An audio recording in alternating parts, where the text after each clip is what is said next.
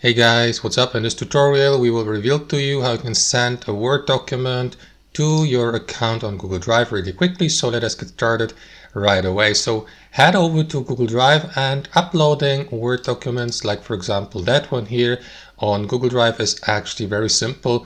You simply add them to your library here on Google Drive the same way you upload any other file type, be it video or image, photo, Excel, and so on and so forth. So what you want to do guys here on Google Drive is make sure that you're logged into your account, and after that click on plus new in the top left here on your home screen and select file upload, or alternately use the shortcut Alt-C then U on your keyboard.